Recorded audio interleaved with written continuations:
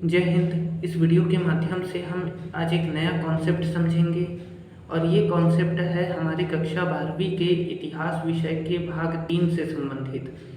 कक्षा 12वीं के इतिहास के भाग 3 में अध्याय 11 विद्रोही और राज 1857 का आंदोलन और उसके व्याख्यान एक अध्याय है, एक चैप्टर है। और इस पूरे वीडियो में, इस वीडियो सीरीज के माध्यम से हम इस पूरे कॉन्सेप्ट को बहुत ही गहराई से, बिल्कुल शुरुआत से समझेंगे।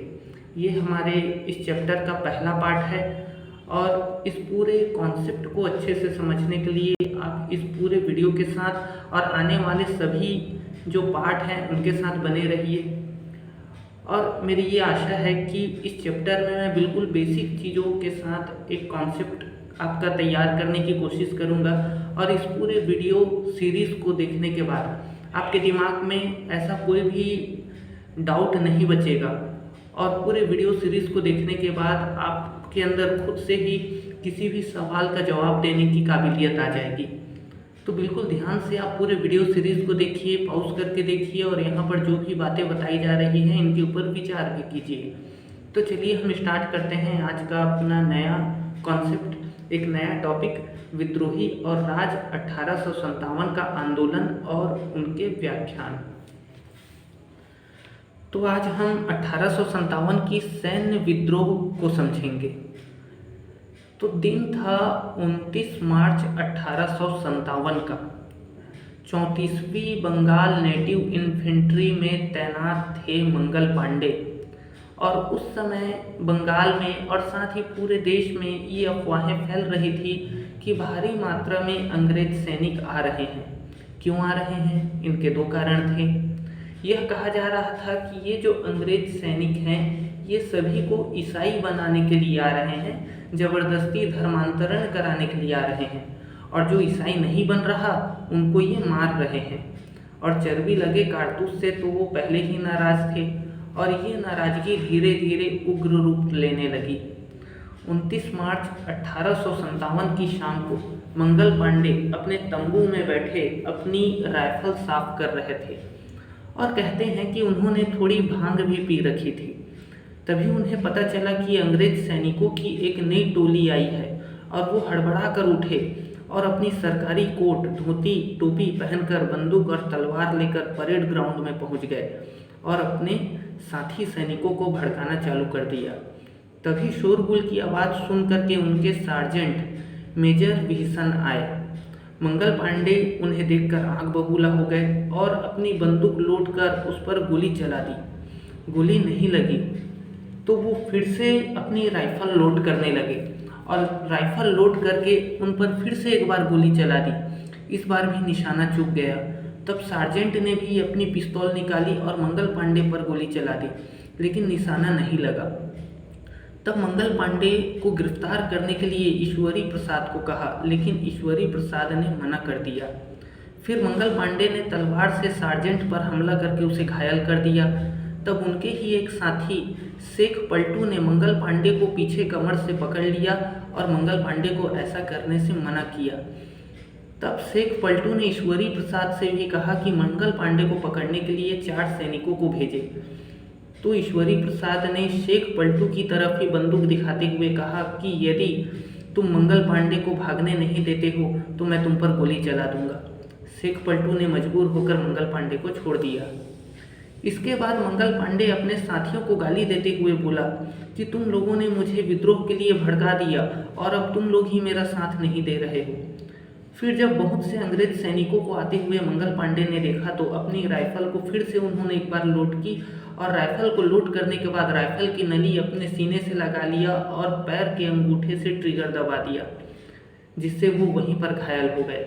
मंगल पांडे को गिरफ्तार कर लिया गया और कंपनी के साथ गद्दारी करने और विद्रोह को भड़काने के जुर्म में 8 अप्रैल 1857 को फांसी देने की घोषणा कर दी।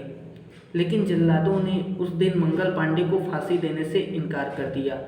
तब मजबूर होकर के अंग्रेज प्रशासन को, अंग्रेज सैनिकों को कोलकाता से 4 जल्लादों को बुलाना पड़ा। चर्बी वाले कारतूस और मंगल पांडे को फांसी देने की बात आग की तरह फैलने लगी और जगह जगह सैनिक विद्रोह करने लगे। और ऐसा ही एक बहुत बड़ा विद्रोह हुआ 10 मई 1857 को मेरठ में। मेरठ में अभ्यास के समय 90 सैनिकों के एक समूह को चर्बी वाले कारतूस को राइफल में लोड करने के लिए कहा गया। 85 सैनिकों ने ऐसा करने से मना कर दिया। तब अधिकारियों ने 85 सैनिकों के समूह को कोर्ट मार्शल में 10 साल की सजा सुनाई। ये बात मेरठ से पंजाब, राजस्थान, दिल्ली, असम, तमिलनाडु, केरल में आग की तरह फैल गई। तब मेरठ के पैदल सैनिक और घुड़सवार सैनिकों ने भी विद्रोह कर दिया और अंग्रेज अधिकारियों के घरों में घुसकर तोड़फोड़ करने लगे। शस्त्रागारों से शस्त्र मतलब हथियारों को लूट लिया, कार्यालय की सभी फाइलों को जला डाली, बैंकों को लूटने लगे और 50 से भी ज़्यादा अंग्रेजों की हत्या करके रात को वो दिल्ली के लिए निकल गए। रास्ते में जाते समय ऐसा कहा जाता है कि हिंदू और मुस्लिम सैनिकों ने नीलकंठ पक्षी को देखा। तब हिंदुओं ने कहा कि देखो, हमारे भगवान शिव हमें रास्ता दिखा रहे हैं। फिर सभी सैनिक आगे बढ़े और लाल किले के मेन गेट के पास पहुंच गए। उसी समय सम्राट बहादुर शाह जफर नमाज पढ़कर उठे थे और कोलाहल की आवाज़ सुनकर वो बाहर आए। सैनिकों ने बताया कि हम मेरठ में सभी पुरुष अंग्रेजों को मार कर आए हैं और पूरे भारत को अंग्रेजों से आज़ाद कराना चाहते हैं, बस आप हमें अपना आशीर्वाद दीजिए। अब भाई, ये जो सैनिक हैं ये बहादुर शाह जफर के पास क्यों गए? ये बहादुर शाह जफर से आशीर्वाद क्यों लेना चाहते थे? इसके पीछे भी एक कारण है। ये जो क्रांति है, ये जो क्रांतिकारी लोग हैं, ये अचानक नहीं आए। ये क्रांति की स्थिति अचानक नहीं बनी। क्रांतिकारी बहुत पहले से इस क्रांति की तैयारी कर रहे थे और 1854 से 1856 के बीच में ये इंग्लैंड का दौरा कर रहे थे और ये पता करने की कोशिश कर रहे थे कि अंग्रेज़ों के दुश्मन कौन है। तभी इनकी मुलाकात ईरानी और रूसी नेताओं से हुई और उन्होंने क्रांति में इन क्रांतिकारियों का समर्थन देने का भरोसा दिलाया और ये भी कहा कि विद्रोह के बाद अगर ये जीत जाते हैं तो भारत की सत्ता बहादुर शाह जफर को दे दे और विद्रोह के समय भी बहादुर शाह जफर की मदद ले, क्योंकि किसी बड़ी हस्ती, किसी बड़े व्यक्तित्व के अगर अंडर में रह करके हम आंदोलन करते हैं, विद्रोह या क्रांति करते हैं तो इसका कुछ ज़्यादा प्रभाव पड़ेगा। इसी कारण क्रांतिकारी बहादुर शाह जफर को अपना ब्रांड एम्बेसडर बनाना चाहते थे। पहले तो बहादुर शाह जफर ने मना कर दिया क्योंकि अब उनकी उम्र भी हो चली थी, अब वो पहले जैसे ताकतवर नहीं थे। लेकिन कहते हैं कि जब वो सो रहे थे तब उनके दादा शाह आलम ने सपने में आकर उनको कहा कि अब वक्त आ गया है कि 100 साल पुरानी अंग्रेज़ों से जो हमारी लड़ाई थी, प्लासी के युद्ध में जो उन्होंने हमें धोखे से हराया था, हम उसका बदला लें। और इस प्रकार से शुरू हुई हमारी 1857 की क्रांति, जिसे हम भारतीय 1857 का प्रथम भारतीय राष्ट्रीय स्वतंत्रता संग्राम कहते हैं। अंग्रेज़ों ने इन्हें सैन्य विद्रोह कहा और इसी प्रकार से ये 1857 की क्रांति का आगाज हुआ और इसके बाद कौन कौन सी घटनाएं घटित हुई, इसे हम अगले वीडियो में समझेंगे।